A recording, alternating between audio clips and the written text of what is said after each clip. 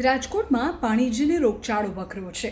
આરોગ્ય વિભાગે તપાસ કરી તો 53 પ્લાન્ટ સેવા આવ્યા કે જ્યાં થોડું શંકાસ્પદ જણાયું એટલે કે જે પાણીના કેન અને કેરબા બનાવતા હતા તે પ્લાન્ટ સામે કાર્યવાહી કરવામાં આવી। આ 53 પ્લાન્ટ્સને અત્યારે પાણી વિતરણ બંધ કરાવી દેવાયું છે। ત્યાંથી પાણીના સેમ્પલ લેવામાં આવ્યા છે, લેબોરેટરીમાં મોકલાયા છે। તેનો રિપોર્ટ આવ્યા બાદ વધુ કડક કાર્યવાહી કરવામાં આવશે।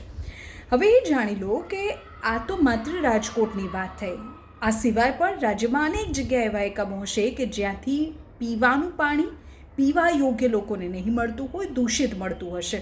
આ દૂષિત પાણી પીવાથી ટાઇફોઇડ, કોલેરા, હેપેટાઇટિસ ઈ, હેપેટાઇટિસ એ, પેટ સાથે જોડાયેલી અન્ય સમસ્યાઓ, હાડકાં સાથે જોડાયેલી સમસ્યાઓ પણ થઈ શકે છે। વર્લ્ડ હેલ્થ ઓર્ગેનાઇઝેશન એવું કહે છે કે દર વર્ષે લાખો લોકો શુદ્ધ પીવાનું પાણી ન મળવાને કારણે મોતને ભેટે છે। તેમાં 5 વર્ષથી નાની ઉંમરના બાળકોમાં તો સંક્રમણ થવાનું, દૂષિત પાણીના કારણે ઇન્ફેક્શન થવાનું કે દૂષિત પાણી પીવાથી મોતને ભેટવાનો આંકડો વધારે છે।